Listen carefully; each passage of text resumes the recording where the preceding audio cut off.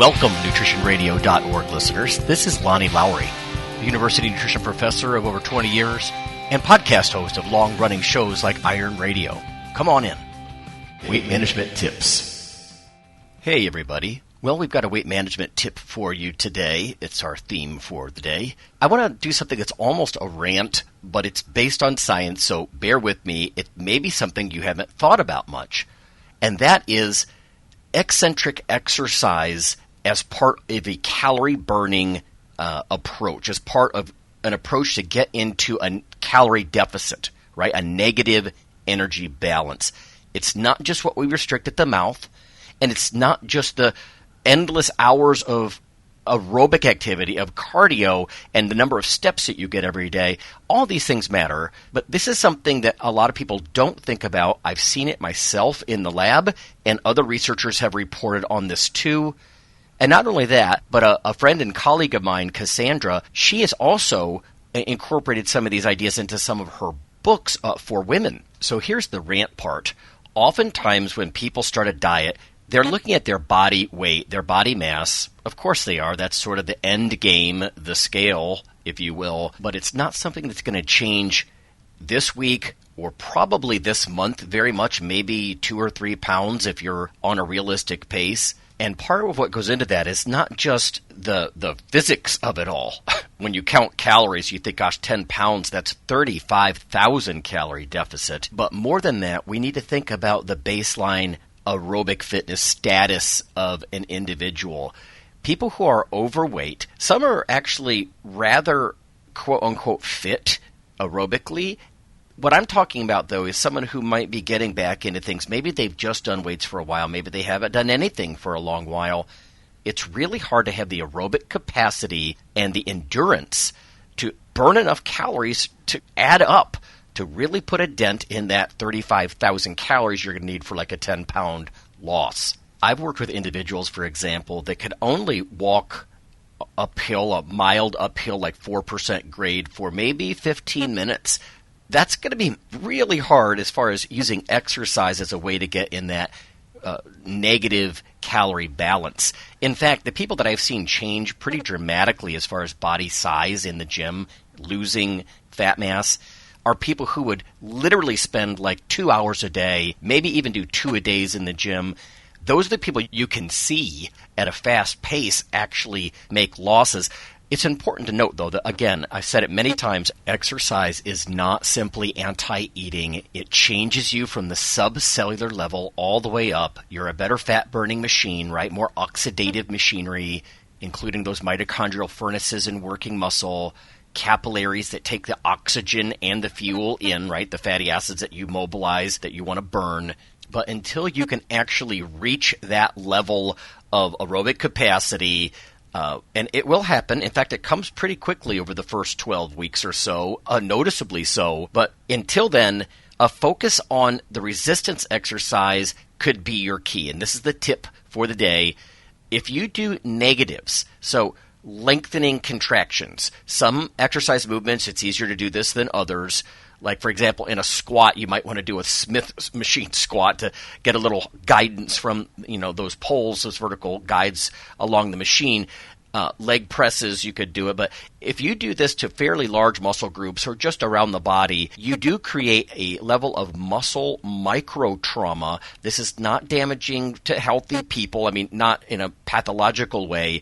But it does create a mild, quote-unquote, injury response that will raise your basal metabolic rate, maybe 10 or 15%, depending on how much muscle mass that you actually affect. What's great about this?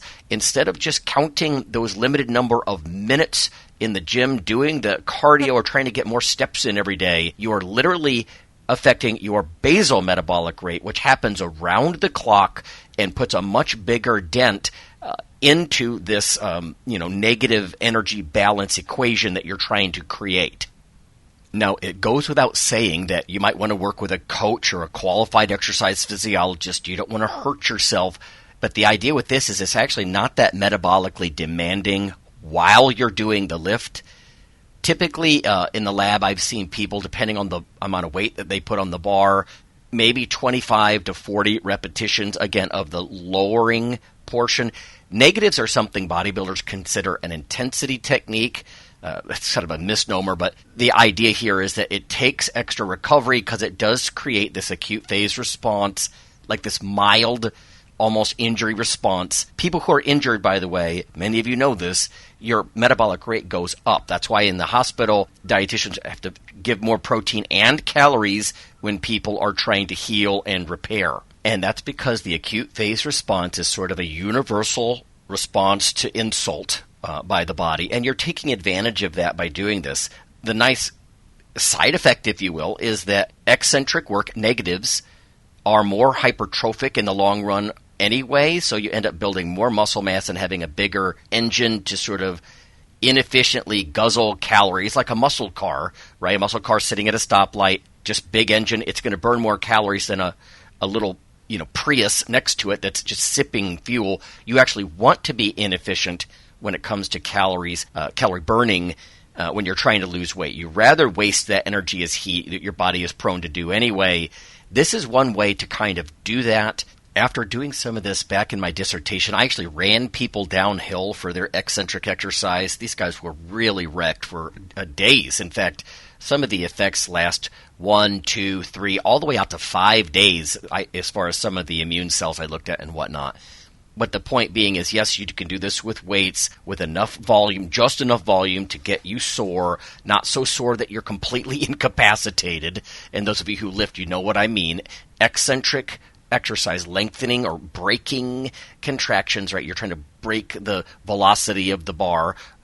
Those are the kinds of things that make you so sore. But in this case, we're using that to our advantage because it's something we can do earlier on. You don't have to have a huge aerobic capacity. And even if you had a huge aerobic capacity, it would take much more dedicated time on the stepper or on the treadmill in the gym. Yes, you could do things like HIIT, high-intensity interval training. But when you're really sore, it's just happening in the background all of the time. I've done the math before, and depending on your body size and the amount of muscle tissue affected and that sort of thing, maybe 100 or 150 kcal, right, calories burned just in the background because you're sore and you have protein synthesis kicking up and you have this mild micro-trauma type injury response and that kind of thing. All the while you're doing this, as soon as you get sort of maybe a couple of weeks of just basic conditioning down so you can feel like, you're familiar with the weights and that kind of thing and the different movements. A couple of caveats or nuances here. One is that if you're a female, you're likely to get less sore because estrogen has a protective effect against this kind of muscle soreness, this delayed onset muscle soreness, DOMS, right? Microtrauma, whatever you want to call it. The other thing is that when people are very sore, the muscles themselves that are affected, because not every muscle in your body is going to be affected probably, they are actually a little bit glucose intolerant. Not to the extent of like a pre-diabetic person, and again, it's just with the muscles that are involved, but eating a huge amount of carbohydrates at a time when, honestly, you're trying to lose weight anyway, but in this situation, probably not a good idea because muscle won't take it up and deposit it as glycogen quite as well because it's in this sort of mildly injurious state. If you choose fat as your main fuel during this period of doing eccentric training and the soreness and everything, you do have to be careful because at 9 calories per gram, the fat can add up against you pretty quickly compared to the 4 calories in a gram of carbohydrate, of course. It's just keep an eye on the carbohydrate intake. Again, you're going to probably be doing that anyway just for the weight management purposes. And another thing one might want to consider, actually I was just speaking in the second person, like, hey, I'm talking to you. I'm not talking to any specific individual. Check with your trainer, check with your physician, obviously, before you do this kind of stuff. But one is that you can lower more weight than you can hold steady or lift upward. That can be a danger, Will Robinson, because you're actually using more weight than maybe you're ready for in these eccentric movements. Everybody's going to have to kind of get that nuance. There's a little bit of art to this science, and when you want to use eccentric exercise in your favor as part of a weight management approach. But it looks like we're just about out of time, so here's a little housekeeping that honestly I hate to do, but just because I'm not down with a lot of the social media thing.